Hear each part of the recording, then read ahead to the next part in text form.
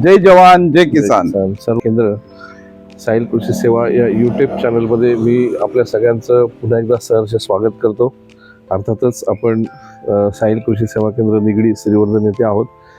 आता आंब्याची फवारणी हा विषय खूप महत्त्वाचा आहे, कारण की इथून पुढे आता आंब्याचं उत्पादन, काजूचं उत्पादन हे भरघोस घेण्यासाठी त्यांचा प्रिव्हेन्शन म्हणून म्हणजे प्रतिबंधात्मक काळजी घेण्यासाठी, म्हणजे त्यांच्यावर आजार पडू नये यासाठी आपल्याला फवारण्या ह्या कराव्याच लागतात.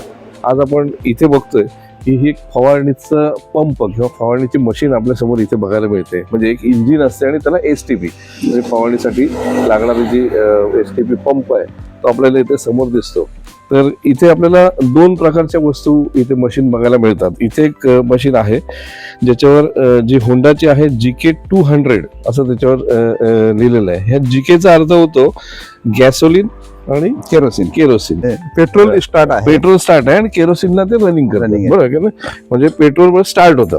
म्हणजे पेट्रोल त्याला कमी लागतं, पण पूर्ण जे आहे सगळं रनिंग ते केरोसिनवर चालणार आहे. म्हणजे ही पद्धत कधी होती की ज्या वेळेला केरोसिन आपल्याकडे उपलब्ध व्हायचं. आता केरोसिन आपल्याकडे कुठेही उपलब्ध होत नाहीये. त्याच्यामुळे आपण काय केलंय की ही मशीन आता तशीच पडून राहणार आहे, कारण ह्याचे पार्ट सुद्धा अवेलेबल आता स्पेअर पार्ट सुद्धा अवेलेबल होत नाहीत.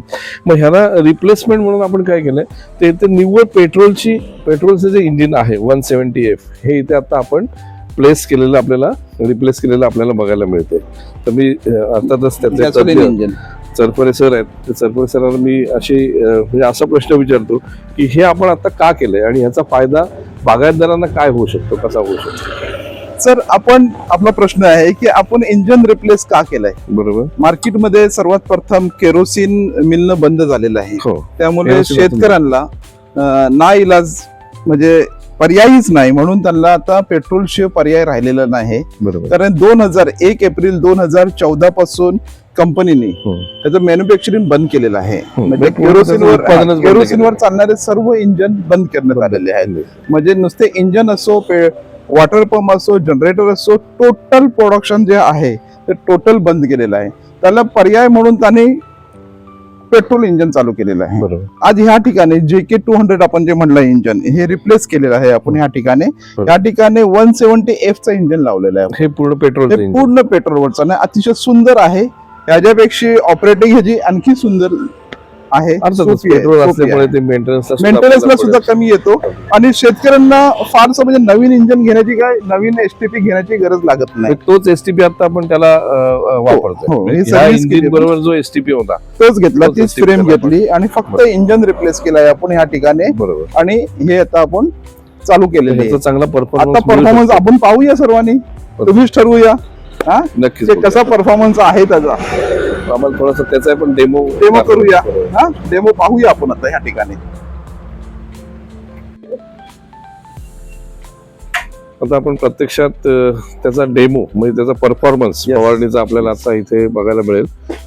हे जे 170F इंजिन गॅसोलिन म्हणजे पेट्रोलवर चालणारं आपण जे रिप्लेस केलेलं आहे, म्हणजे अगोदर GK200 हे होतं म्हणजे पेट्रोल केरोसिनचं. बरोबर. त्याच्या ऐवजी त्याच्या बदल्यात आपण त्याच पंप सेटवर म्हणजे STP आपण तोच ठेवलाय, पण त्याच्याबरोबर इंजिन जे लागतं ते आपण 170F पेट्रोलचं बसवलेलं आहे आणि त्याचा आता आपण परफॉर्मन्स इथे बघणार आहोत फवारणीचा. सर, ह्याच्यात म्हणजे जे RPM जे आहेत GK200 चे RPM आणि ह्या जे RPM 36 RPM आहेत, त्याच्यामुळे फारसा काही फरक पडणार नाहीये. परफॉर्मन्स सेमच मिळणार आहे आपल्याला. स्टार्ट.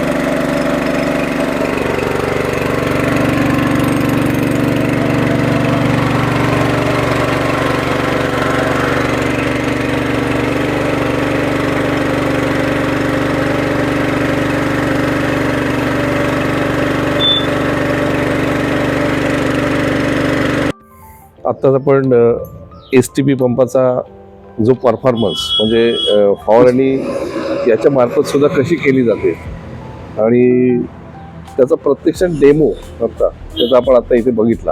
अर्थातच रिप्लेसमेंट झाल्यानंतरचा हा परफॉर्मन्स आहे तो अतिशय पार्ट महत्त्वाचा आहे. म्हणजे ज्याच्याकडे ही इंजिन असेल त्याने असं आता समजू नये की बाबा आता माझ्याकडे माझा पंप आता निकामी झाला, अशातला काही पार्ट नाही आहे.